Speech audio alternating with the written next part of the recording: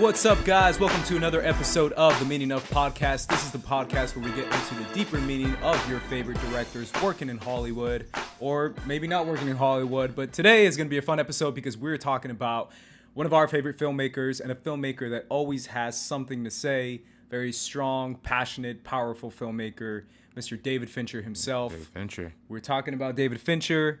But before we talk about Fincher, we're going to get into your questions and your comments that you left us.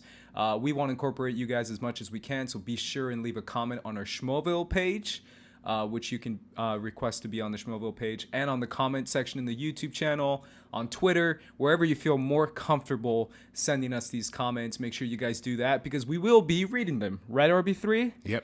All right, let's see if you have one ready. Yeah. So we have this one from Juan Pablo Ferrero, who writes, I love all of Edgar Wright's films. The themes of friendship that he treats in Shaun of the Dead and The World's End are things I can relate to the most because I believe we could all relate with Simon Pegg and Nick Frost's characters in both films. We can relate being the third wheel to your best friend or feeling attached to a friend because you think he is at his lowest point. And in The World's End, you feel for Simon Pegg because he wants an escape of his miserable reality and wants to fix his past mistakes. These are the deeper meanings that elevates the movies from good to great. Love the show, watching every week. Wow, thanks, man. Appreciate that a lot. Yeah, no, and I think that's true, like the themes of camaraderie and friendship. Absolutely. That's like, such a good point because being the third wheel. That's the probably the biggest theme that Edgar Wright does in all his films is, talking about his best friend and talking about having time to spend time with your friends. Where it's, again, we mentioned the pub and we mentioned drinking, which again kind of reinforces the, like you said, camaraderie of having that friend next to you. That's really cool. Thank you. I appreciate that one. I'm going into Twitter. Just some people giving us shout-outs. I have to give them shout-outs back. Delicia April gave us a Twitter shout-out saying, so happy Ace and RB3 covered Edgar Wright. This podcast just became one of my favorites. Can't wait to hear the next episode. Thank you, Delicia. That's really nice of you. Yeah. I know also we mentioned Cody Moore last week, who mentioned how she really didn't like Kingsman 2. Yeah. And then she responded eventually to us saying, thank you. Love the conversation about the style, accessibility in Wright's films.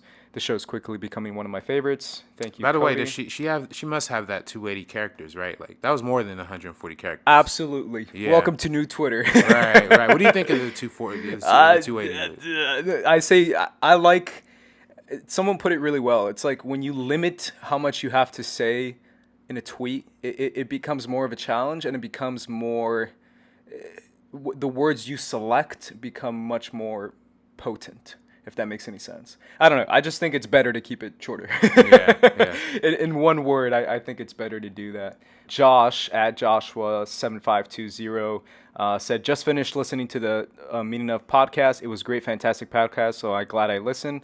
I love Edgar Wright. He's one of my favorite directors, and I disagree with you guys on Baby Driver. It's one of my favorite movie of his. I love the movie so much. I saw it in theaters 7 times. Wow. I'd rank his movies: Baby Driver 1, Scott Pilgrim, then World's End, then Shaun of the Dead, then Hot Fuzz. It's been a while since I watched the Cornetto trilogy. I really need to watch them again. I now really want to have an Edgar Wright marathon listening to the podcast. Again, great podcast. Can't wait to listen to the next episode.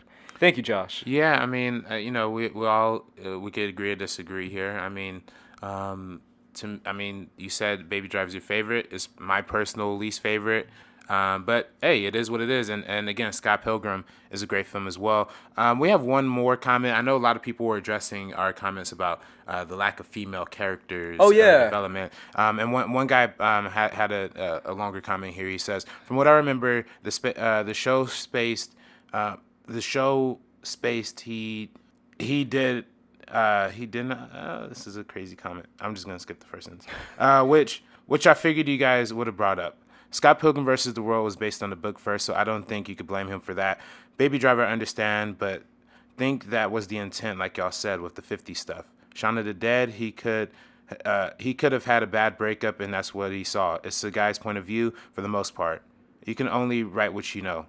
Hot Fuzz is a bromance thrown because the Hot Fuzz is a bromance through and through because he is dumped in the beginning, so there's no time for a woman character. Just my opinion. World's End is really about maturity, growing up yet not growing up, trying to rekindle what you had when you were younger, and how everything is seemingly the same, yet not feel like his most personal work.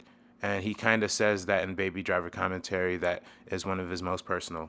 So yeah, I mean, he addresses a lot of what we were discussing with the lack of female Sure. characterization, I guess, in his movies. But I feel like if I mean, obviously, I disagree with a certain portion of that when he says "write what you know," because if we write what we know, then all we get is like no diversity whatsoever. Because the vast majority of directors and vast majority of writers are like white male dudes, but they don't.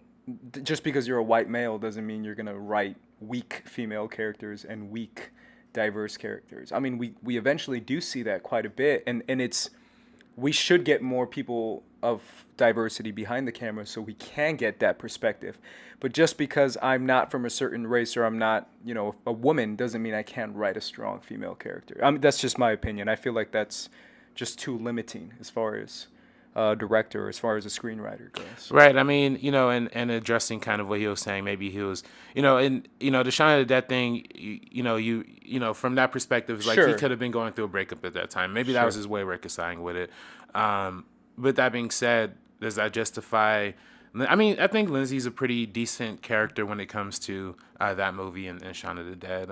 She's not too like overly characterized. And again, Scott Pilgrim being based on a book, but to that I would say like that's probably his strongest example of having a female character, and that was something that was based on the book, right? So I don't know. It's just an interesting conversation. It's a tricky situation for sure. And again, I know Jen mentioned the comment as well on the Schmoville page. She left a really long comment talking about how she understands where Edgar Wright's coming from, and she feels like yes, he may not write the strongest female characters, but she feels like what he does give is enough at this point, and hopefully eventually down the line we'll see more representation and even a stronger female character. Right. But I do feel like it's not an excuse. I feel like there should be, you know what I'm saying? Like 50% of this world is female. I don't feel like an excuse should just be like, well, I'm a dude, so I'm gonna write dude movies. Well, not necessarily. I don't think that has to be the case. But again, that's a topic for a whole nother conversation. Right.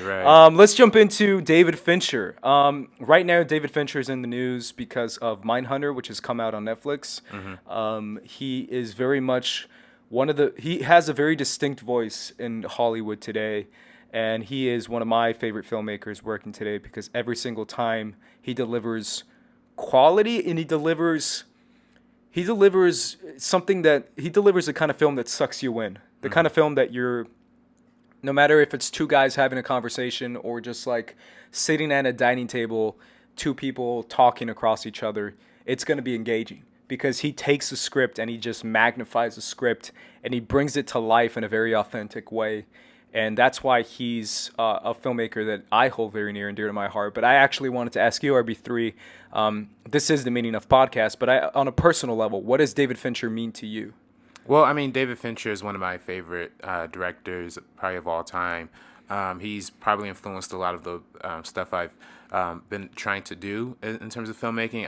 I remember early on, I don't know if it was in that documentary Side by Side that he did with Keanu Reeves and all that, but he said it somewhere, or it might have been an interview or something, but he says the job of a director is to be better than everybody, be able to do everybody's job better than they can.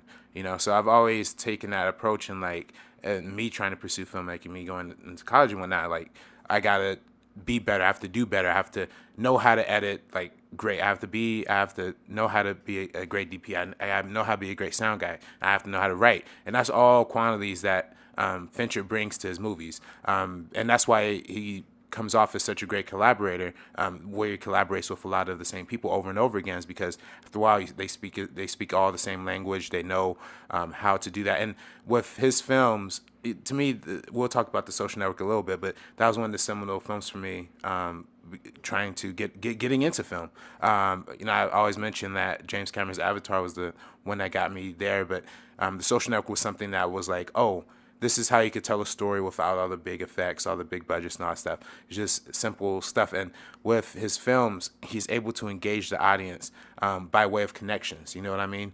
More than any other filmmaker, I think, working right now, he understands what the meaning of eye lines mean and what the meaning of changing thought can represent in his films. When you watch his movies, and we'll talk about them more in depth when we talk about some of these films, but when a character is making a change in decision, there's a cut, there's a change in shot. You know what I mean? So he understands that the elements of editing and the elements of cinematography and matching eye lines and matching movements that the characters make, those are all key essential elements to engaging in connections. And when there's a lack of connection, that creates a lot of drama and conflict. So Yeah, he's great. He's that's like you said, he's one of the most well-rounded filmmakers because there's a lot of filmmakers that are amazing at visuals. There's a lot of filmmakers that are amazing with getting actors to act really well.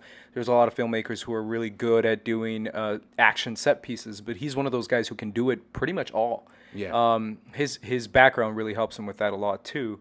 Another question I had for you is what was your first experience watching a Fincher film? Like, what was the first Fincher film you remember watching and remember like paying attention to?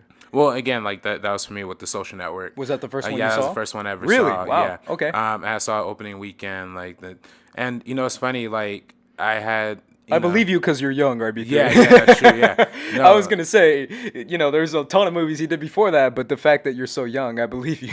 no, I saw that in the Yeah. theaters opening weekend, and that was my first David Fincher film. And really, I was just going in and was like, oh, it's the Facebook movie. And then I started getting really into like his watching that film. And that just became, like I said, one of my favorites of all time. Really influenced me a lot. And then in going back and watching more of his other stuff, I've gotten really enlightened in a lot of his experience. But what was his first one for you? Yeah. See, my thing is like I have a relationship with him when it comes to interest, right? Because I was so young and all his movies are rated R, so it's not like I'm right. watching them on. I'm not gonna sit down and go to the theater and watch Seven, right? But when Seven came out, I remember distinctly watching portions of it or as much as I could of it when I was like 7 or 8 years old, like really freaking young, too young to watch that movie. But I just remember all the hype around it because that was one of the most hyped movies that people were just fascinated by it. Like it was an instant classic. Like right away when Seven came out, people were like, this movie's incredible. It's amazing. It's twisted. It's dark. It's got Morgan Freeman and Brad Pitt, and they're amazing in the movie. And just it became a movie like even back in the day, like pre like super social media and pre-internet, where word of mouth was just taking this movie by storm. So me as a kid being a movie fan, I was like, I have to check this movie out. So I remember watching that movie. Again, not really paying attention to the themes. I just remember being disturbed by a lot of the imagery of it. Right. But that was the one. Yeah, I know. But that was the one for me that I distinctly, as a kid, remember when they had the kind of cable run where they show movies on TV. Right. So it's obviously a TV edited version, but I remember watching that as a kid and having that like close to me because I remember the chase scene with Brad Pitt in the rain. I remember obviously the ending. I remember Morgan Freeman having conversations with him about the killer. Right. But that one to me is the one that I just remember everyone was so fascinated with it. So as a kid, I was just like, I have to check it out. Yeah, so those are our first time watching the films. You can guys let us know which ones are yours. But I want to jump into one more thing because David Fincher, to me, what I love about David Fincher is obviously quite a few things. But one of the things that I think he's very unique in, and one of the things that I feel like a lot of filmmakers, kind of throw under the rug is the art of opening titles. Now, this is something that David Fincher is quite known for. He's known for always making opening titles and always making them very distinct, very specific to the film that he's introducing. And he always introduces it in a very thematic, a very metaphorical, symbolic kind of way. And I love opening titles. I'm a huge James Bond fan, so I pay attention to opening titles quite a bit. Like I'm very keen on observing it and like judging it on just a separate art form. Because it's usually like a music video, right? It's usually just a song or something like that played over titles and then images shown through it. but you can get so much out of that. Like you can get themes, you could get symbolism, you can get emotions out of an opening title. So I love that very much, and I love that David Fincher loves it as much as I do because he always does it in all of his films. And I wanted to do our favorite opening titles of David Fincher before we get into his films because I feel like it will spoil it eventually if we get into his films because Right. I feel like this is such a separate art form that I think it's appropriate to separate it from the rest of the conversation as far as his filmography goes. So I'm going to ask you first, what is your favorite David Fincher opening title? Well, I was just, RB3. well, I want to preface this by saying, like, you're talking about opening titles, Yeah. how they have like this historic thing, and we don't really see them anymore No, in we modern don't. movies. And I love him so much. Yeah, it's really because the whole thing kind of started is they needed something to fill the audience in while they're shuffling into the theaters Sure. back in the early days of cinema because this the reason why they're called trailers is because they used to come at the end. So and like when audience will show up to the theater, they still want to get popcorn and stuff, so the opening credits will be a supplement for that.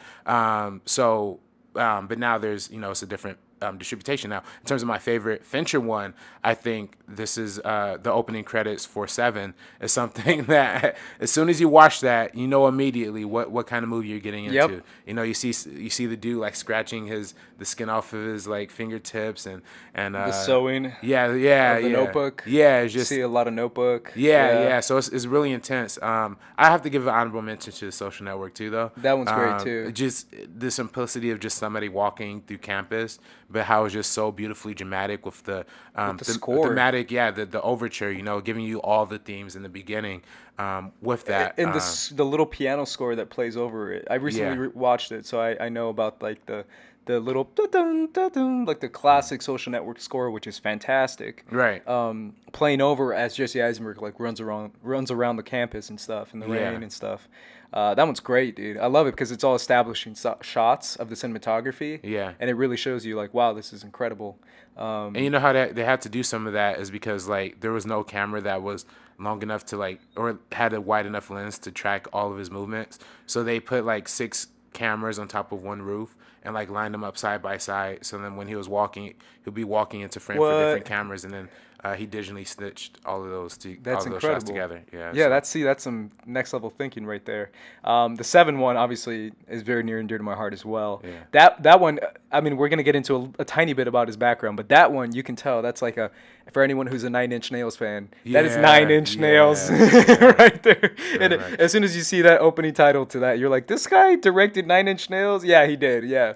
And he's friends with the guys from 9 Inch Nails too, but my favorite, and I know it's the most like over the top one, but it's one that I like it because it's so over the top. It's a girl with the dragon tattoo. Oh, I yeah. love that one. Oh, that's so it's good. playing the immigrant song's playing in the background, and then it's got the dark liquid kind of covering over the actors and stuff. So you see Daniel Craig's face, and you see a dark liquid like cover his face. You see Rooney Mara's face through the dark liquid. You see imagery of dragons coming to life. You see imagery of hacking. You see imagery of abuse of women because it's the theme in the movie as well.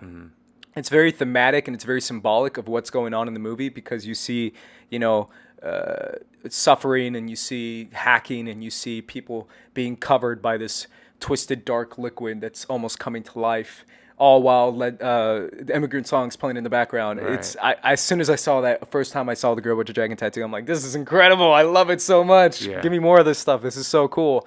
It's very dark, very twisted, but I like how it introduces the story and it tells you exactly what you're going to get in this movie as far as how odd it's going to be. Right. I just love that one. I remember when that movie came out, and then the opening credits for that movie had actually like leaked online before like the really? visual effects company like accidentally leaked it or something. Yeah. And then like it was like a big deal. Like apparently like Fincher got really mad. Yeah, I about would that. too. Like yeah, but it's like one of the most like expensive opening title sequences too. As far as like visual effects, Yeah. for sure. That's the other thing too. We're gonna jump into tiny bit about Fincher's background before we get into Alien 3, which is kind of going into his background. But Yeah. Fincher kind of came from the world of visual effects with working at ILM. ILM, Yeah. he did visual effects for Return of the Jedi. Return of the Jedi. Yeah, he worked there. I know he was a cameraman as well.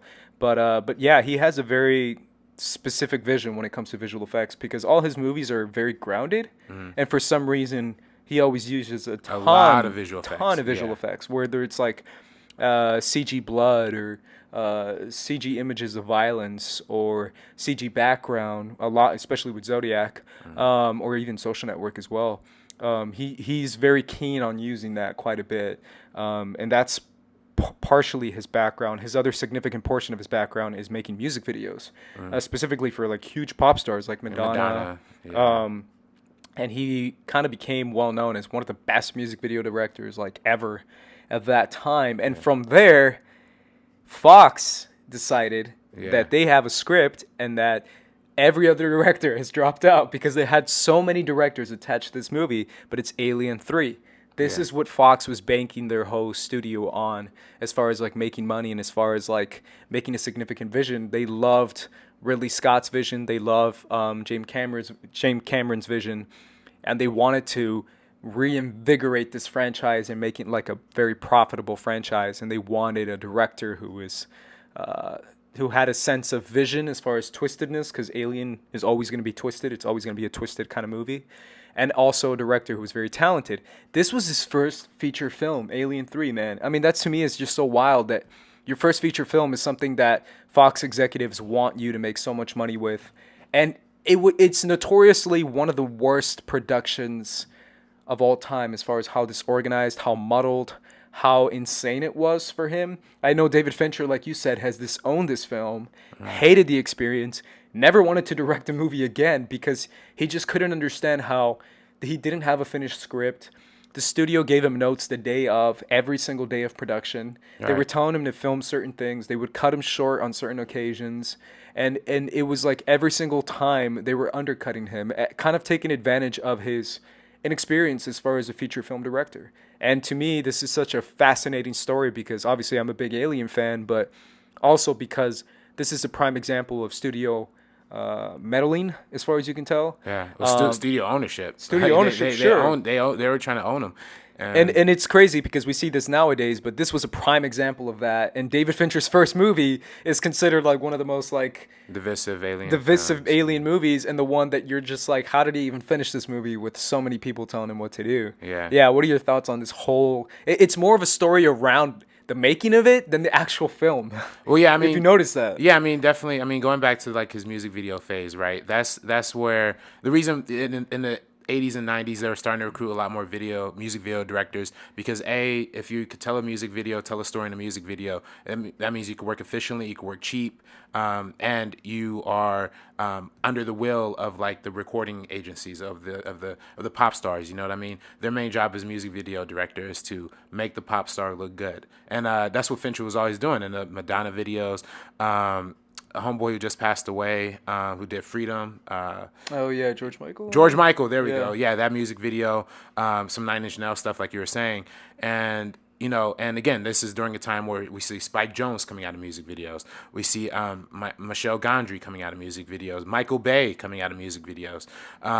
Music video it's an art form that a lot of people overlook. Yeah, because it's an art form. Yeah. If you can make badass music videos, you're an artist. And that's the thing. Fincher wasn't making like the traditional like art school kind of. No, he wasn't. He was making pop songs, and he was winning VMAs for it because they're just so well executed. So, and that's why Fox was so insistent on bringing him in because it's like, hey, if you come in, if you could do like all these great music videos, you show the talent, and you have style, you have a very clear style, come in and do Alien 3. But again, they're thinking, hey, we can control this guy.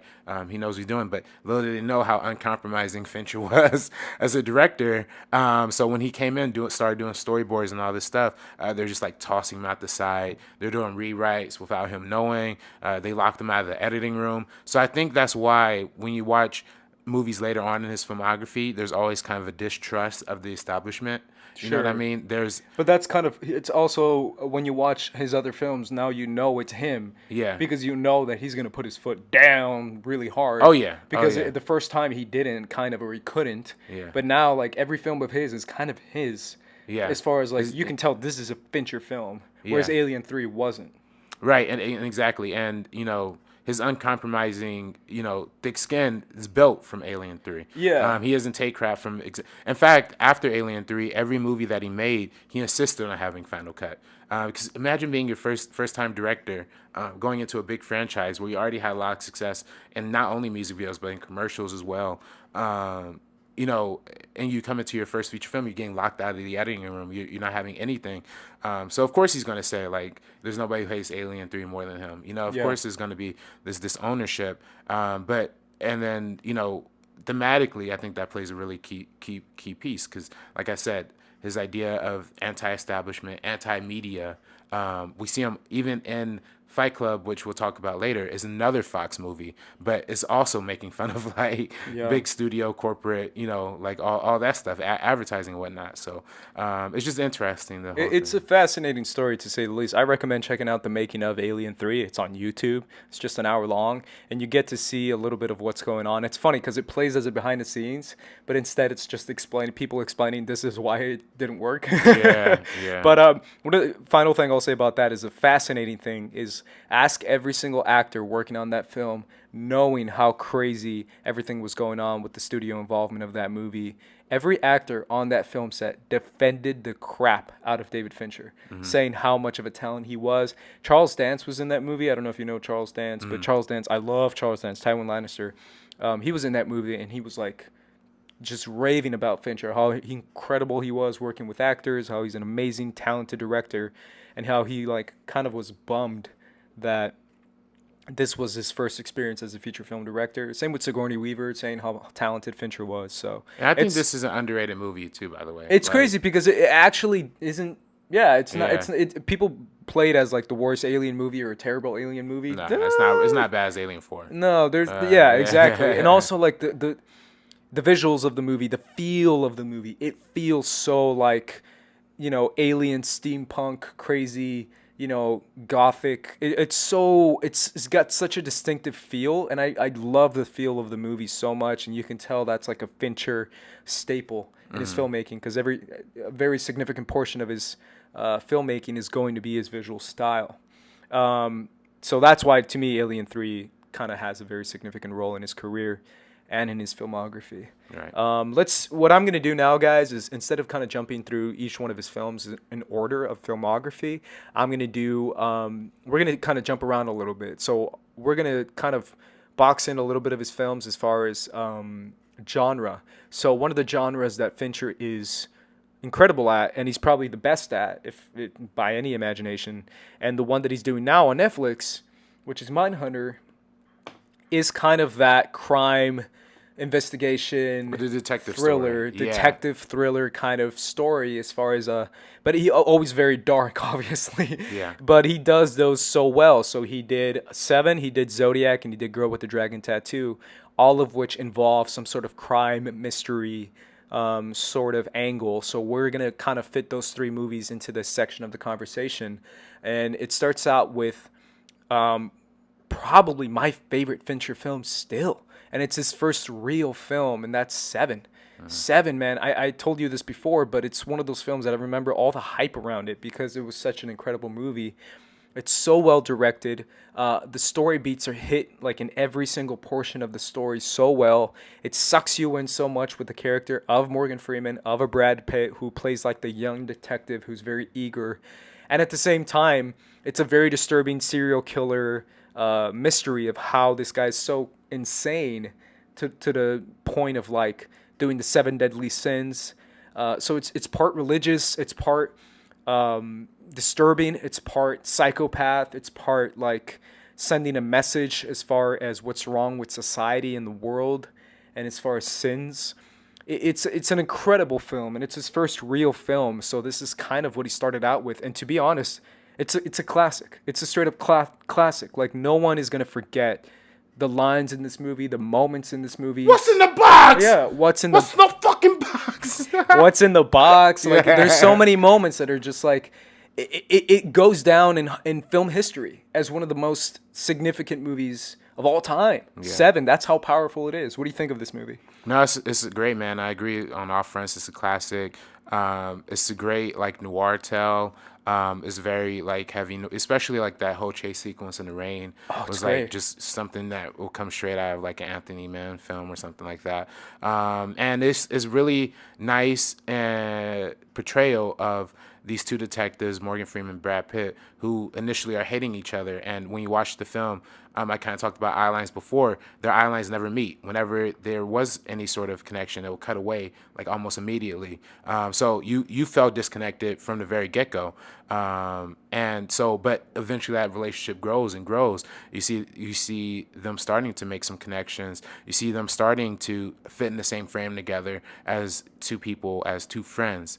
And so when they at the end, when there's that like last shot of them just looking away at each other and just drifting off, is like so heartbreaking. But further than that, you kind of talked about the themes of the seven deadly sins. With Kevin Spacey's character John Doe, how he is emulating some sort of like Satan figure, and how his own death will lead to like the completion of these like seven sins or whatever. And it's a really well executed crime thriller because you're always on edge. You never know what's going to come next. You know what I mean? When he comes in and confesses to the murder, that's completely unexpected. And later on, learning that the blood he came covered in was really like the blood of Gwyneth Paltrow's character, Brad Pitt's wife. It's just like extremely heartbreaking. So, to me, it's a classic, and I think is one of David Fincher's best. It's one of the most powerful movies in that sense as well. How it hits so many different themes and it hits so many different areas, and it's crazy because that conversation that John Doe's character Kevin Spacey has in the car with Brad Pitt and with Morgan Freeman, talking about why he did what he did, talking about how no one's going to miss the people he killed or whatever, talking about the purpose of what he did, is that kind of like serial killer, cold, sociopath, highly intelligent kind of character that we see so much nowadays, and we saw so much in the early 2000s and in the late 2000s as far as people's fascination with serial killers, basically. And that cold, disconnect, psychopathic mentality of what he's doing as far as like a mission that he's going on is so disturbing. It's so freaking disturbing, and it's so powerful because it hits all those notes at just the right spot. And obviously, to be fair, this is kind of obviously Brad Pitt has done stuff before this, but this is what starts the relationship with Fincher and Pitt as far as all the films they've done in the future, because they've done a lot of movies, and it kind of started Brad Pitt on a path of like getting him out of like the heartthrob. You freaking took the words out of my mouth. Yeah, getting him out of because at this point Brad Pitt is more that kind of model, kind of good looking, everyone's actor, like actor, right? As far as like he's more of a model than an actor. He's like a movie star. He's a movie star. This is the movie, and this is the relationship, Fincher and Pitt, that kind of start him on a path of actual acting, of serious roles, of acting in roles that really make him someone you look at and you don't just see a pretty face, but you see a really, really good actor. And that was Seven, because Seven started that. Obviously, you see that escalate more in Fight Club, but in Seven is that kind of, starting point for that. Yeah, I mean, he was in Thelma and Louise before, but again, kind of playing off like the jokey kind of, handsome guy. But here is like he's rough, he's rougher, he's grizzled. He has like a harder edge to him than you'll see most characters have. And, especially playing off of somebody like Morgan Freeman, who's trying so hard to like hold the film down, hold his own character down, like his relentlessness, trying to retire. He's kind of like, I'm too old for this shit before that was like a thing. You know what I mean? Like, that's so true. Yeah. Like literally at the beginning of the movie, he already is like, I'm done, dude. I'm retiring. I'm so done. Yeah. He really doesn't care. But then the first half of the film, he's trying to get out of this case, but eventually he can't. But even in like the third kill, he's still like, oh, by the way, I'm done. It's like, dude, really? You're done? This kill? And he's like, yeah, but all right, now I'm in. But it took him so long to be like, I'm in. Yeah. But having that power dynamic between him and Pitt, I'm pinning those two together and forcing them to. It's fascinating. I was thinking about that the other day because the relationship they have is obviously of like a young rookie detective and an older veteran who's like kind of like teaching him like, hey man, you're all happy and all like, headstrong about life and about changing the world, but eventually you're not going to be, because they have that conversation at the restaurant or at the bar, Yeah, restaurant. Yeah. talking about how like their perspective on life is like, this is all just one big joke. It's not going to, fulfill to anything bigger. And then Brad Pitt's like, I disagree. I think we're going to change the world, and I think we can do something significant with our lives. And it's that kind of whole, like you said, grizzled, jaded background of Morgan Freeman's character. But at the same time, there's moments where you feel a connection. The dinner scene with his wife. There's moments when you feel a connection of almost like a fatherly figure, where he's almost like looking at him like, like, I should take care of this kid because he's so young and he's so inexperienced and he's so like bright-eyed and bushy-tailed that, I feel bad for the kid, and he's just like almost hanging on to him as far as like, don't be corrupted. But get ready for the world, because the world is a much darker place than you think it is. Yeah, and he kind of flips that dynamic in Zodiac, where we get like the Robert Downey Jr. character and the Jake Gyllenhaal character, whereas instead of being like an uplifting kind of like fatherly figure, you see the Robert Downey Jr. character is like, just give up, kid, like just don't go after this anymore.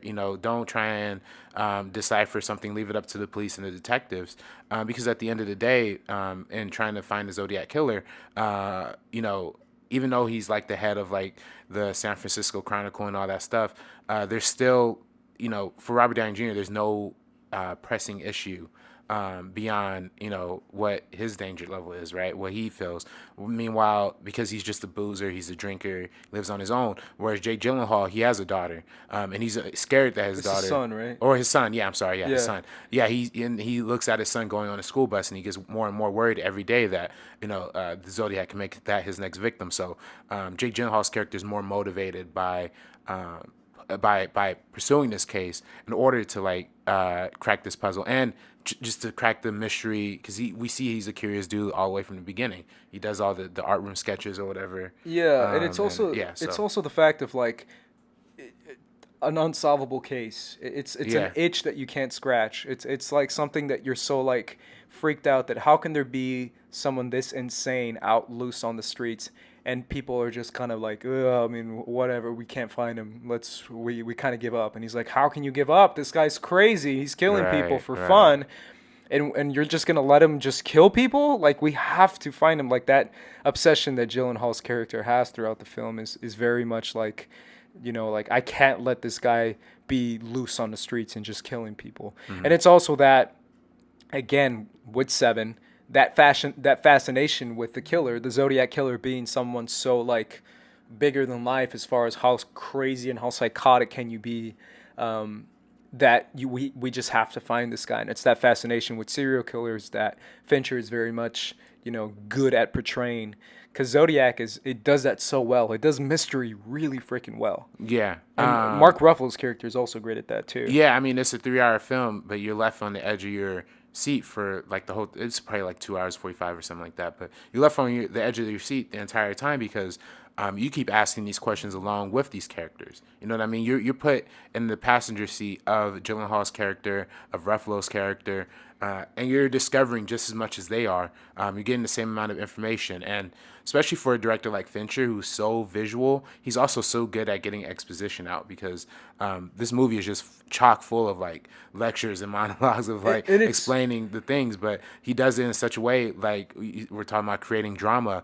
Like I alluded to before, the way he's able to shift and show somebody making a decision by like carefully choosing where to put like a close-up, you know what I mean, and where to cut, and to show you that this is this new thought that's going in this character's head, that really amplifies the drama and the conflict in each scene, because now you're able to understand when the lead is onto something, or when he's not onto something, or when the antagonist is onto something, like the main guy who they think is the Zodiac killer. When he's talking, you start to understand when he's starting to get led on, when he becomes afraid. So it's brilliant filmmaking. Yeah, it's all about. It really is all about like the power of filmmaking and the power of creating tension and creating interesting conversations and interesting exposition, because I feel like exposition now is so taboo. It's so like exposition. Like most people who work in film and stuff are like, let's do less exposition, because too much is like ridiculous or silly or something like that. But I think that's such an incorrect way of thinking, because it's not about exposition. It's about the way you do exposition. And Yeah. Fincher is probably the best at creating moments that are just all exposition, all conversation, and doing it in a way that's very organic, and in a way that makes you feel more invested into what's going on. It makes you kind of like lean in a little bit towards the screen, kind of like tilting your ear towards it because you want to hear what's going on. Right. It's that thing too, like, and I know I'm going to bring this up, but it's really that thing in anime where if anyone who watches anime is all exposition. It's incredibly so much exposition. Like, watch the original Death Note. That thing is incredibly all exposition, but it's so well done, and the tension and the beats are so put together so well that you're invested into it quite a bit because of that.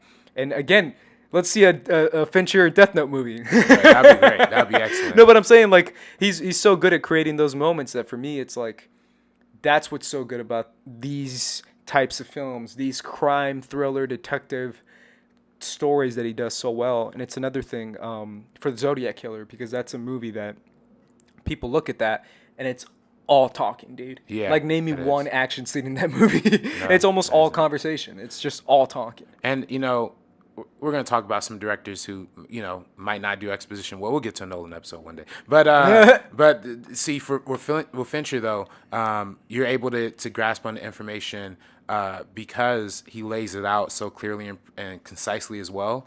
And when we discussed The Dragon Tattoo, Let's do it. Yeah, I mean that's a movie. When you read the original book, like I had listened to the audio. Oh, you really? Yeah, That's insane. And it's a different experience because it's a lot more. There's a lot more elements. There's a lot more plot elements, but it's a lot more plotting that goes into it as well. That's a movie. That's a book where, and the original movie is. Tones it down a lot to an extent as well, but that's a book that relies so much on the information that's provided and what's not provided, and how you explore that. That when Fincher does it, he cuts down a lot of like those big chunky pieces of exposition, just kind of focuses on and narrows all of it down to make sure that everything stays compelling and stays within a certain rhythm. Of his filmmaking. So it's crazy because on a personal level, The Girl with the Dragon Tattoo is one it's a movie that I caught interest in on my own. Obviously, my family's not going to be into Girl with the Dragon Tattoo, but this is one that I just saw on my own, and then I caught interest in it quite a bit.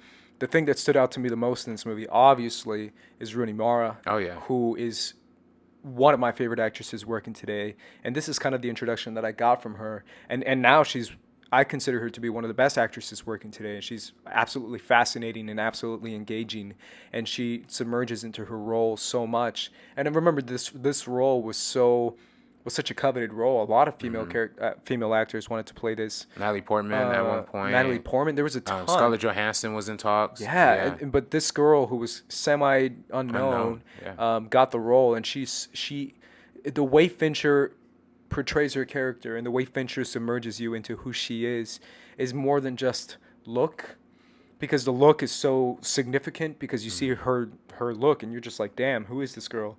But it's her characterization, it's her personality, it's her drive and her passion in a very subdued way. It's crazy because you see those passionate people in film and you see those passionate people in real life who are very overt and very extroverted. But you don't see passionate people who are introverted. Yeah. And that's what Elizabeth, I think her name is in Liz, Liz or Lisbeth is in the movie, where she's an introvert, but she's so filled with fire and filled with passion. And the way Fincher captures that is absolutely fascinating, to say the least. And it's one that got me on the edge of my seat watching this movie, because it's a movie that I like quite a bit. Obviously, I'm a sucker for Daniel Craig. Anything he's in, I love that guy. But then again, this movie is obviously has a little differentiating things because it's based off the film. It's based off the book. Yeah. It's based off certain things that come from that side of the world, because I think it's Swedish. It's Sweden. Yeah. So that side of the Sweden world, as far as their connection to the Nazis, their connection to the Jewish kind of situation that they have over there as well, and it's very specific to that area of the world. But at the same time, the remake does a great job as far as capturing all those things. Yeah. And I absolutely love this movie because it really does keep you invested, and it's more on the character than on the story itself.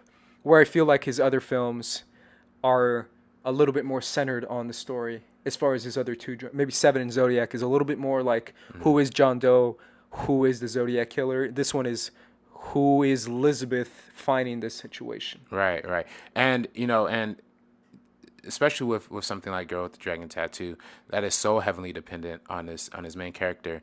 I think what David Fincher did, which I think is very subtle, but also works very well, is he kind of like subtly merged the idea of the genre of mystery with the genre of cyberpunk, which are not two genres we often see come together. But whereas cyberpunk is more character focused, right? Like that whole genre is all about this introverted character who is into computers, who are punks. They're like punk iconography, but mixes that with the detective element, with the mystery element, and doing that, you're almost as clued out of her situation, her mindset, as you are with with the main mystery.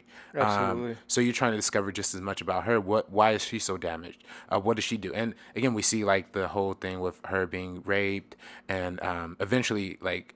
And which I think is a great arc, her reclaiming her power and like raping the other guy back and tattooing rapist on his stomach, which I think is great. And but also like her romantic interest with Daniel Craig's character. Yeah. Exploring that gives her a little bit more humanity as well. You start to see like she does actually have some empathy. She cares about somebody other than herself. So, and she's willing to support that. But it all comes to like a heartbreaking end at the end. So Yeah, for sure. It's one of my favorite Fincher films that I feel like a lot of people are like, meh. But I love that movie. I love Girl with Your Dragon And Rooney Tattoo. Mara was nominated for Best Actress for She that. absolutely And was. I think a lot of people were expecting a Best Picture nomination out of that movie, but it ended up getting one. But yeah, Rooney Mara was great. Daniel Craig, he had to put on 30 pounds for this movie. That's right. Yeah, he was in the middle of doing he's still in shape. Bond movies. Yeah. Because I remember watching him in this movie, and I remember hearing that. I'm like, you're still ripped, dude. Yeah. This is fat Daniel Craig is still ripped Daniel Craig. Yeah. Screw you, man. I always look better. Let's move over to Fight Club, which is probably his most acclaimed movie. Who created another classic. This one and Seven are two that I would consider his classics as well. Social Network could be up there as well, but I feel like as far as classic films, as far as what time has told us, because that's what classic means, is that basically time tells what this movie is. When it came out, didn't really do much, but a few years passed by. Eventually, people start to take more interest in this film. Fight Club is insane. It's absolutely insane, this movie. It's offensive. It's disturbing. It's odd. You can't put your finger on it, and it's absolutely fascinating. And it has inspired so many different things now, especially Mr. Robot, which is something that you love. Yeah. And yeah, man, Fight Club is crazy, man. I definitely want to get into it, but before I do, I want to hear your general thoughts on it for sure. No, I mean, I love this movie. And it's funny, like, I watched it and loved it and kind of went through a period of not really liking it as much just because of how, like, overly masculine it is. Like, how much it's all about, like, machismo and all that. But at the end of the day, I think it's kind of a satire of that. Like, Fincher has said it is a satire. Yeah. So which to me is crazy because you watch it and you're like, is it a satire? Yeah. Does he really believe this? Yeah. But it's funny. Like, it really is when angst and like maturity like reaches like intersection, and what that would do to somebody's like psyche. And obviously it's about the narrator, who's played by Edward Norton. Who imagines, spoilers by the way, guys, if you haven't seen Fight Club. Yeah, for Fight Club, we'll spoil Fight Club. We won't spoil all his movies, but come on, Fight Club is Fight Club. Yeah, so it's him and Brad Pitt, the same person, and it's kind of like a micro commentary of like oh, this is we are always trying to act how we perceive our definition of manliness is Sure. of manhood is, but ultimately it leads to this guy having like multiple personality disorder. Like he isn't able to distinguish when he's himself and when he's somebody else. So I think this movie's great. I think it's fascinating. Helena Bonham Carter is Incredible. like underrated in this movie. I think it's criminal how good she is, and just everything. So yeah, this is It's one of those movies that deals with so many different themes in the movie.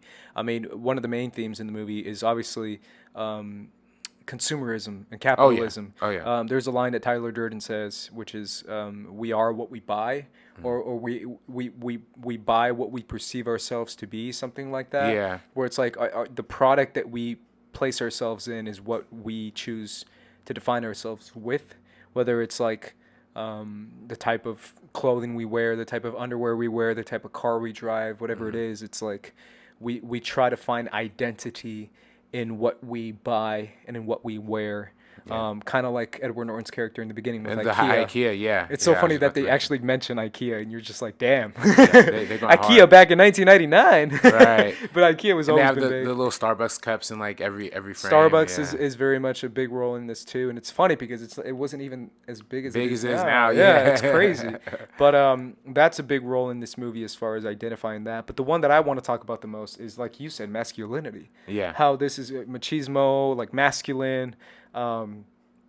Going away from there's a very very significant scene in this movie when Tyler and the narrator Edward Norton's character are on the bus and they see that Calvin Klein ad of like the Yeah. ripped dude, and then I think it's either Edward Norton or Tyler Durden that says, "Is that what a man is?" Because it shows like the guy kind of like doing like a really goofy kind of feminine pose, but Right, he's super right. cut and he's super ripped, and that.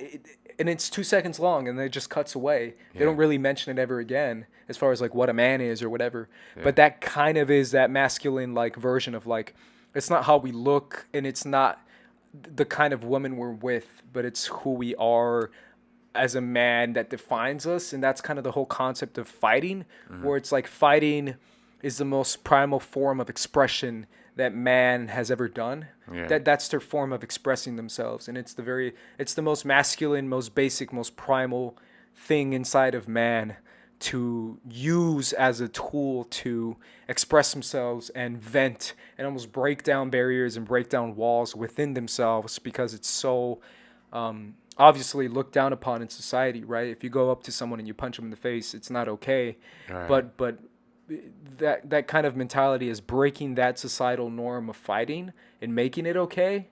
It kind of is what the film is kind of trying to say as far as a man, right? Right. Where it's Edward Norton's character is walking through work and he says it in the movie. He's like, "I'm very proud. I'm okay with showing my blood. I'm okay with showing my face beat up. I'm not disturbed by people staring at me. I'm just like, whatever, dude." Like he has that kind of mentality. Yeah, and with him having Tyler Durden as like his alter ego, it allows him to like free himself of like these conventions that he believes manhood is.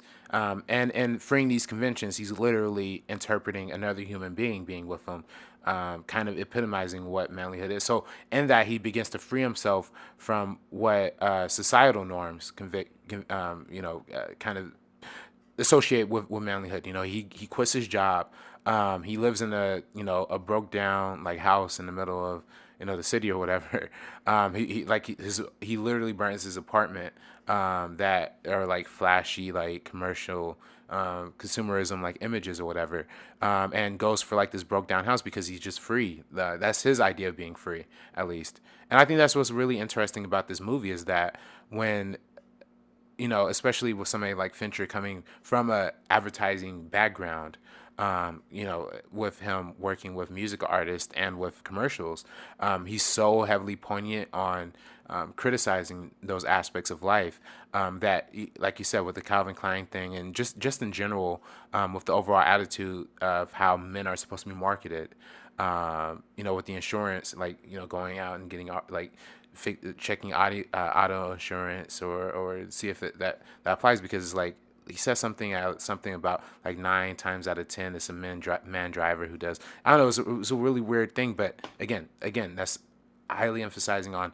why masculinity is the problem in like society, Sure. so it's really like it's real underlining of that theme. Yeah, and like you said about his alter ego as far as Tyler Durden, it's also I forget, it's on the tip of my tongue, off the tip of my brain, but Nietzsche's Übermensch.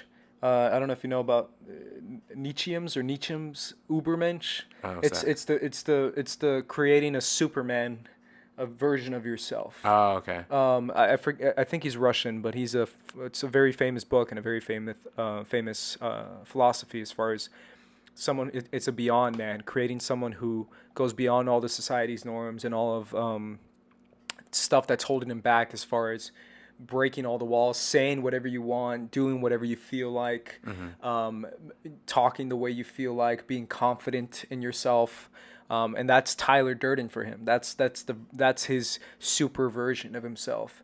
As far as like Tyler says whatever he wants, Tyler's super smart and he knows it and he rubs it in your face. Yeah. And that selfishness that Tyler displays is ultimately the downfall of the narrator's story. Sure. Like he follows what Tyler's doing in terms of like just like leading on women and like fighting random people on the street that ultimately leads to what we associate with terrorist actions. With, Sure. It's escalation. Yeah. Right? It starts out as a fight club, then he gives homework assignments, and then those homework assignments turn more and more and more elaborate. Yeah, and to he the goes point like of that. literally nationwide to That's to so yeah. to He find. creates an organization that you can, like you said, yeah, it's kind of Yeah. a terrorist organization. Yeah, Yeah, so but it's an crazy. anti-conformist, anti-society, almost F-society Right, there it is. organization. Yeah. Yeah, very much so, There have been man. other movies that have kind of ripped it Sure. off though too, like Secret Window with Johnny Depp. A lot of people have taken influence from Fight Club, so it's really Absolutely. interesting Yeah. how impactful that film is just in being like so like recent. One last thing I'll say is that there's a ton of weird, funny moments in this movie, but one of my favorites, and it's so little that I just like it. There's a scene when people are coming to Tyler's house, Tyler and the narrator's house, and they each have to wait 3 days without food outside the door Oh, and stand at right. attention like a soldier. Right. And then every day Tyler and Edward Norton come out and insult him. Uh-huh. And then the first guy he's just some random dude, and Tyler comes out. He's like, "You're too young. Get out of here, man. You're too young." And then he comes back outside and he's like, "You're too young." And then eventually he comes inside, and then Bob's character, Meatloaf's Yeah, character, comes in. yeah. And then he comes outside and he's like, "You're too fat. Get out of here. You're too fat." Yeah. And then eventually he comes inside. And then the last one's Jared Leto's character. Yeah. And Jared Leto comes inside. And he goes outside to tell Jared Leto. And then it's another guy telling him. And he's like, You're too blonde, dude." He just couldn't think of anything for Jared Leto. Yeah. And I just thought that was so funny how he's like, "You're too young, you're too fat, you're too blonde, man. Get out of here." But And that Jared Leto's in this movie Yeah, too. Shout out yeah. to Jared Leto, who I like. Again, we talked about him in Aronofsky episode, but Yeah. And the narrator just beating the crap out of Leto during that one Fight Club sequence is just hysterical to me. oh yeah, absolutely. Let's move on to three more of his films: The Game, Panic Room, and Curious Case of Benjamin Button. The Game is one that it stars Michael Douglas, and it's a crazy freaking movie. I don't know if you've seen this movie. Have you Yeah, seen yeah. The Game? It's insane because it's kind of this whole weird.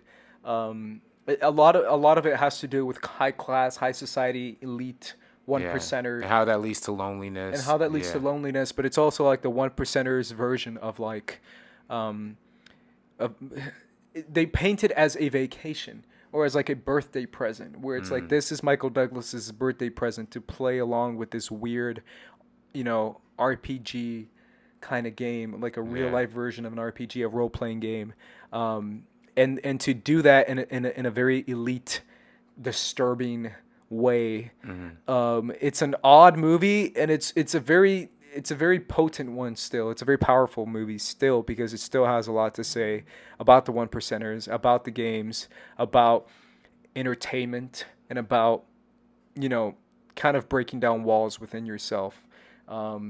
I know you Yeah. really like Panic Room, and you want to mention that. Shout out to Kristen Yeah. Stewart, who's in Kristen that movie. Stewart. What's up, Kristen One Stewart? of my favorite actresses. Me too. I love Kristen Stewart. The game is a cool movie. It's interesting. I don't love that movie as much as his I other films. honestly don't either. Yeah. I just appreciate the art behind it and appreciate the messaging behind it. Yeah, and it's very well made. But Panic Room for me, that movie goes Great. criminally underrated.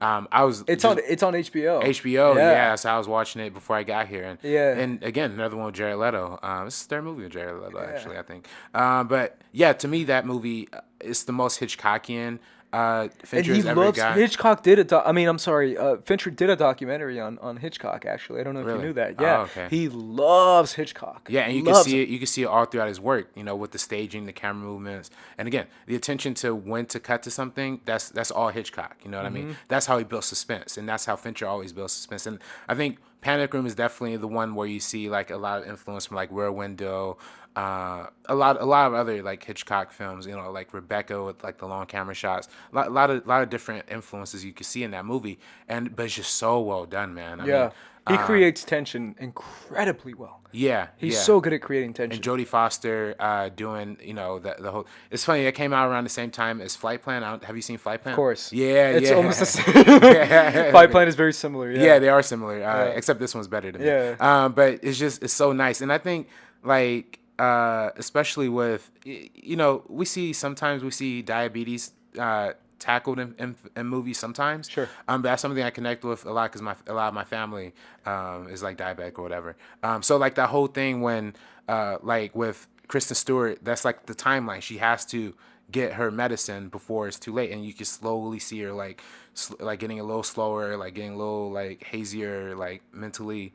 She just wants to like sit down or whatever. Like that's so like subtle, but like really accurate to how a lot of that stuff goes, which I think was like really handled with care and attention. But overall, the movie's just great. And with Forrest Whitaker, and as going off the game, that's also another idea of wealth, right? Like with Jared Leto's character trying to break into his old house to get like the money out of the Panic Room, and he ultimately is revealed that he lies to those guys about exactly how much money is under there.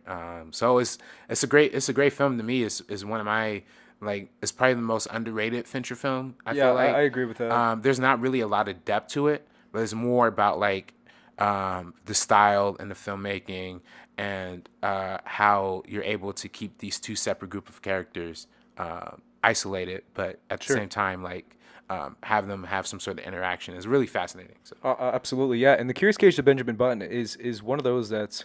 It's so odd to say it's a Fincher film, but it's a Fincher film. And this one got a lot of Oscar attention. I know that. Yeah, this was his first movie that got big Oscar. Yeah, this one was one that I remember the Oscars that year. I forget the year it came out, but it just got so much Oscar attention for Brad Pitt, for makeup, for the visual effects, which is just like so influential. To this day, this was kind of the first movie that pioneered the de-aging and the aging effects. And this was, I mean, like even we see it now done in like Marvel movies. It's starting to get a little better, but immediately after this was Tron Legacy, which did it so bad. Yeah. Even but though then I love we Tron see Legacy. it so much with like you said, Marvel movies with Robert Downey Jr., Michael Douglas and Ant-Man. Yeah, and Haley Atwell playing Peggy. Right, and Kurt Russell in Guardians of the Galaxy. Russell in Guardians. Yeah. I think they're finally starting to get it right now. But Benjamin Button did it back in 2008. Yeah. And did it almost better than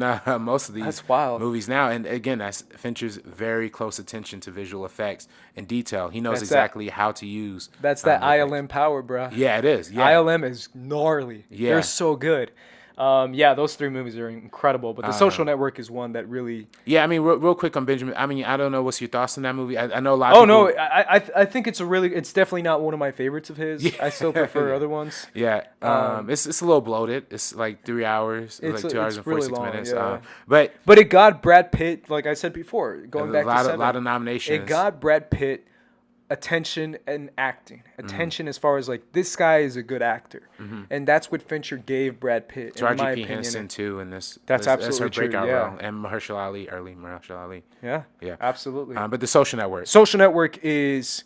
I've rewatched this one. It's a fun rewatch. It's crazy how much fun it is to rewatch it. But man, rewatching this movie, you're like, damn Zuckerberg, you're crazy, dude. Because it really, it doesn't paint him in a good light, to be honest. But uh, it's crazy rewatching the film and knowing where Facebook is at now, and knowing how much money Zuckerberg has and how much pride the guy has. It's crazy how much pride he has and what he created as far as Facebook. Because throughout the film, you get the two sides of it, right? Three sides of it technically, but the two sides of the Winklevoss and Eduardo's character, which is Andrew Garfield's character. Yeah. And you get the two sides of like, I have a stake in Facebook because I co-created Facebook, and the Winklevosses are like, well, I have a stake in Facebook because I gave him the idea of Facebook, Yeah. and it's that whole intellectual property, money, who owns the rights kind of thing that obviously is so, important in Hollywood today in general, with comic book rights, with TV rights, movie Right. rights, and all that stuff. But now, making it as far as like intellectual property is so fascinating. It's absolutely fascinating because it's all the deposition of Zuckerberg's Right, character, right. and it's so well handled. And the script is just Sorkin at his Aaron best. Sorkin, yeah. And that's what's so great about this movie, I think, is the way Sorkin and Fincher were just so Who's in the compatible movie, together. by the way? Yeah, You know yeah. Sorkin's in this movie? Yeah, he's in there for like one shot. And One he shot- actually, and I'm like, what? That's Sorkin. He actually directed that one shot where like they slipped the envelope under the door. Like Yeah. Fincher took off for the day, and like Aaron Sorkin was just like left to direct it. But That's hysterical. yeah, it's funny, and and working with Fincher and Sorkin, what those two were really able to do was make the perfect mixture of highly visual, highly stylized director with fast-paced words and whatnot. And it was even so much to the point where Fincher was had to work with Sorkin to help like rewrites because there were just moments that were just so chock full of dialogue that Fincher was like, yeah, if we just need to get straight to the meat here, and that's what's really powerful with this movie is when you see a lot of the scenes in this film from the beginning, the opening 9-minute scene all the way towards the end. The whole way the film is structured is like escalating tension, where you start to see the subtext rise and rise all the way to to where the subtext explodes into the text of the film. We see that in the beginning where it's like Mark Zuckerberg is so focused on getting into the finals clubs, but he's not saying it directly. But once that is brought to the level, then we start to see how the scene implodes. And it's, again, at the end, relating back to the finals club when Eduardo like smashes his laptop or whatever. Yeah. So those moments of the subtext reaching the surface are just so interesting and you feel the filmmaking starting to build up to those moments. Because started to get a little bit faster, a little bit more uneven, and the pauses and the breaks, even when somebody's not talking, you see somebody's reaction when they're talking, so you start to understand what the emotion in the room is like. Yeah, it's crazy. It's absolutely fascinating. I love how it's framed too, and how everything is placed in a very specific way. One of the things that stands out to me the most too is just so many actors getting their big kind of break in this movie. Yeah, Jesse Eisenberg, Andrew Garfield, yeah. Armie Hammer, playing his two parts. playing two roles. He's incredible in this movie too, and Mm-hmm. it's crazy how they paint. Rewatching this film because I rewatched it on Friday night. Rewatching it and seeing the Winklevosses, and the way the Winklevosses are portrayed in this movie, they're two big, douchey jock dudes, and yet RB3, for some reason, I kind of see their side. Yeah. Especially that scene where they're like, and you're not supposed to, but personally, I see their side because there's that scene where they're talking about like how many emails I sent him an email this day, and what did he respond? Did not respond. How about this day? Did not respond. How about this day? Did not. And it shows you how the progression of like they actually kind of had a case in this, and the movie tells you that they don't have a case, but it also tells you to make up your mind on your own how the Winklevosses kind of do have a case in this, and that's why they do eventually get a settlement for $65 million, like they say at the end of the movie. But the one who is the biggest emotional tug and the biggest emotional feel, and kind of the character that you're kind of writing the POV with, is the Andrew Garfield character, Right. with Eduardo, and kind of seeing how his POV and his perspective as far as how he is legitimately fighting for the company as much as he can, and Zuckerberg is so on a different scale, and as far as two two sides going in two different directions, and you see both sides because it's all about the advertisements. And it's so funny because the whole thing is about advertisements with Zuckerberg and with Eduardo's character. Yeah, how they- and now it's like Facebook has so many ads, yeah. and it's like Zuckerberg's like no ads, no ads, no ads, and Eduardo's like, we got to make money, dude. I mean, we got to sell ads. That's the only way to do it. Yeah. And it's so funny how now the entire time I was thinking, man, so many ads on Facebook. Yeah. And this whole movie is about how Facebook shouldn't have ads. Yeah, and it's funny, and I think on a general level, it's about like their split business wise, but I think on a personal level, it's about their friendship. Of course, yeah. Like, that's really, and I think that's where the structure of the film kind of comes in handy, where they're able to cut back from the dispositions where they're like, you're just my one friend, like, or I was your only friend, and all that stuff, and you really start to see like all of this was just motivated by like a shift of ego from Mark Zuckerberg and Eduardo trying to move on past the relationship to do something more. Eventually it's all wrapped up in the sense of the irony of the guy who created a website that's supposed to connect people all around the world can connect with anyone himself. Right. That's the whole ironic situation of Facebook, is the fact that Facebook was created to connect. Facebook was created to get involved with friend groups and to see what they're into and to see what they're doing and to see who's doing what and who's up to what, and that sort of surface level connection.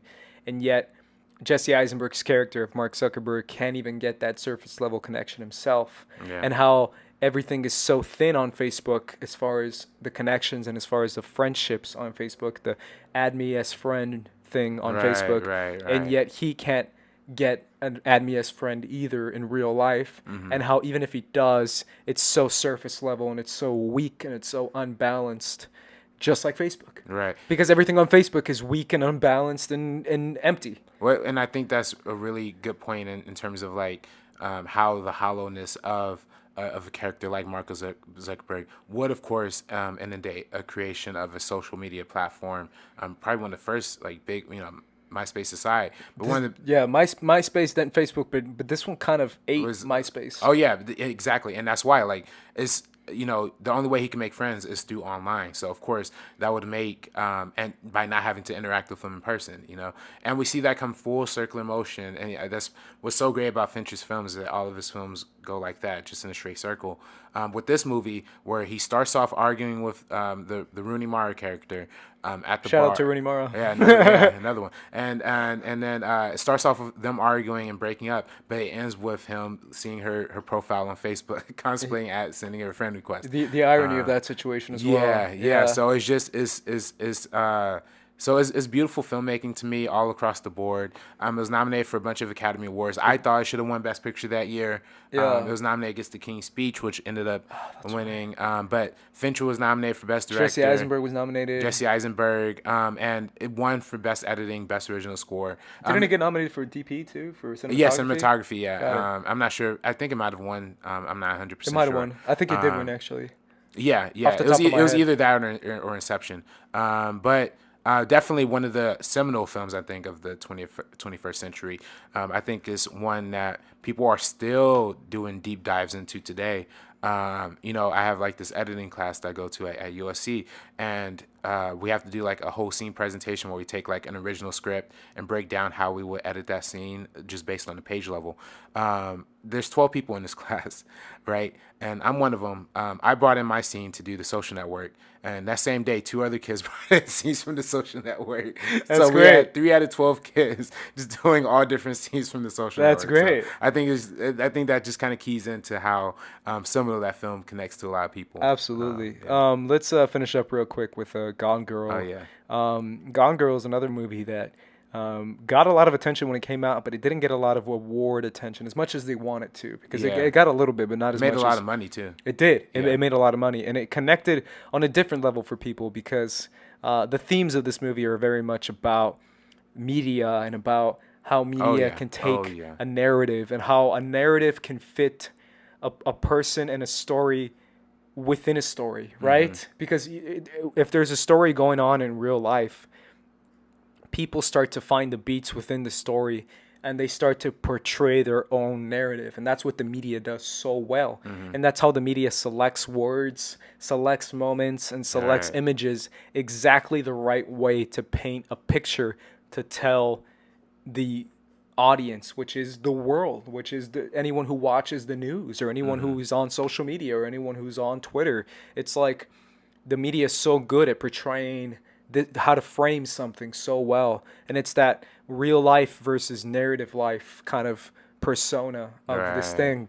I mean, that's essentially what it's about. But personally, watching the movie, I was just like, I ain't getting married, bro. Yeah, I mean, it's Yo, a very, girls be crazy though. yeah. That's me watching the movie. But in reality, it's about that whole media portrayal of a narrative and how things can be framed a certain way to perceive to be reality, but in not real life, they're not real. Yeah. And who you think is the killer isn't necessarily the killer. Yeah, and I think it's also like a big commentary. Like you mentioned about marriage, it's like like an over exaggeration of what the extents of a bad marriage can lead to. You know what I mean? How That's what I got out of it the most. Right, Yeah, I was right. just like, damn, bro, marriage sucks. right. What it means like to have a one-sided marriage. What does it mean to not be as dedicated or as faithful to your partner, and how that could push somebody to the extremes of the limits of marriage. You know, and in the end, they have to stay married just because of the situation they find themselves in. Sure. But it's just like an overall like heart-wrenching kind of examination of this is what you could, I guess not be trapped in. Well, yeah, trapped. Well, see, now this is a question I want to pose to you, Ace. Like, is this, this is a debate that's been happening for a long time. I'm probably the wrong person to ask. Is this movie a feminist film or anti-feminist? Oh, goody. Yeah, That's such a. Ask David Fincher. He will tell you it's a feminist film. He will tell you that this movie is about how. I think Fincher will say it's a comedy. But I think Fincher would tell you that it's about how. We've unfairly put women into situations in marriages, and as far as portraying the wife role, because it's a role, and a role in the real world, and a role as far as acting world as well. Like you're acting as a wife, and you're a wife. That's the role you take on, and we're unfairly putting that, on a woman, and the woman is taking that on herself. Ask me personally. Girls be crazy, man. Bitches be crazy, bro.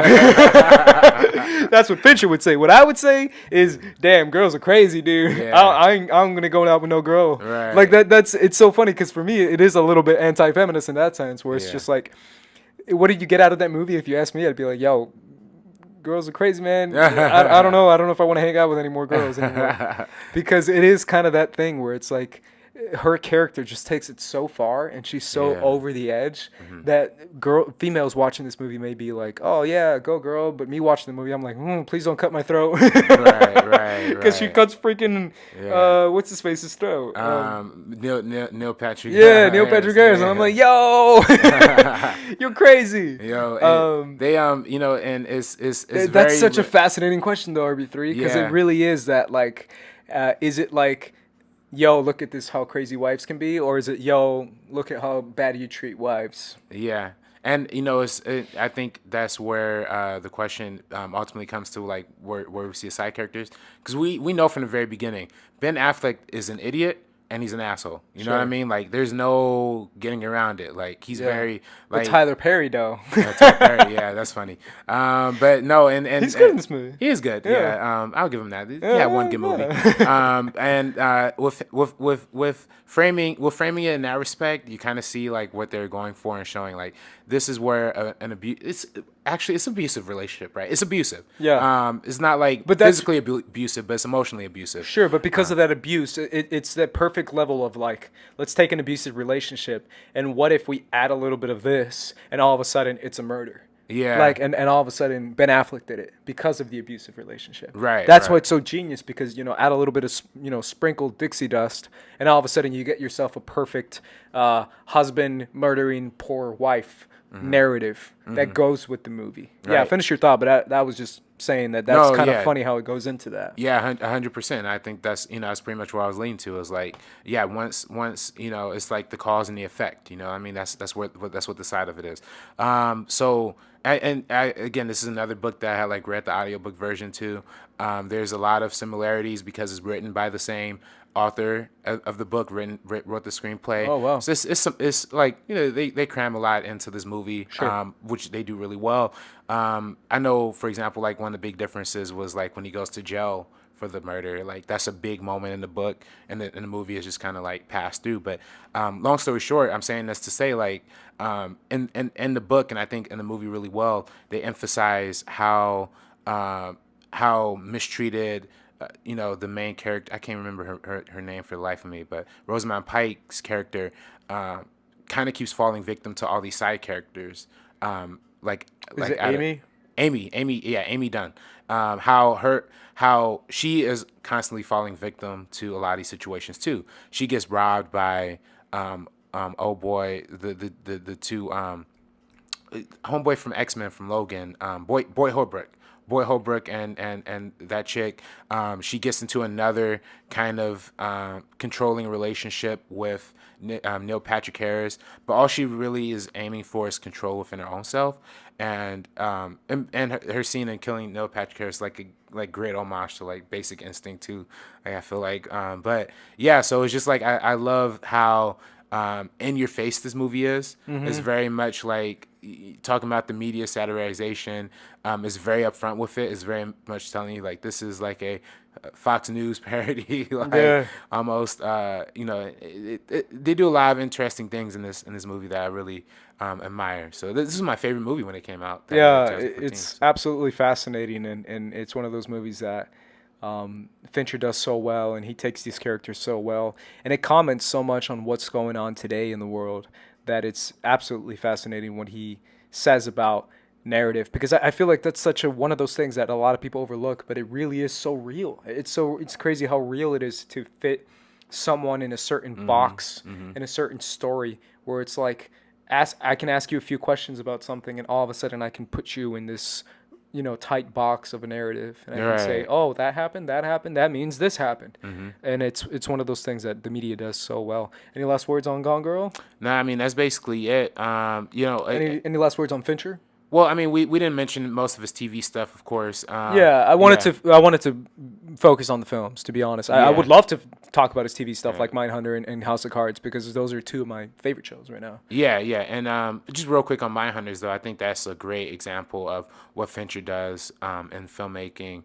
And by the way, there's this channel called Nerd Writer who does like these video essays. Yeah. And did a video essay on how Fincher moves the camera in alignment to the way the characters move in film and in his films. And I had noticed that in watching Mindhunter for the first time, and then kind of going back, seeing that in a lot of his movies as well. But yeah, it's very nice, very good TV. And I think that hopefully we get to see another Fincher movie. He's scheduled on IMDb for World War Z 2. Yeah, no, I don't want to see that. Which is so odd, but apparently it's that Brad Pitt relationship, Yeah. man. He loves Brad, and Brad loves him, and they want to make weird, creepy zombie movies together. But yeah, guys, Fincher is again one of my favorite directors. Let us know what is your favorite Fincher movie. Let us know what is your favorite Fincher opening title sequence, favorite Fincher character, whatever you want to say about this guy, because he's an absolutely fascinating film director. Favorite Fincher music video, maybe. Whatever you guys want to say in the comment section down below. We'll be looking through those comments next week. So make sure you guys leave a nice comment, because we will be reading those. Make sure you guys like and subscribe and share if you like this podcast. This is the Meeting of Podcast. Officially, Ace and RB3 are peacing out.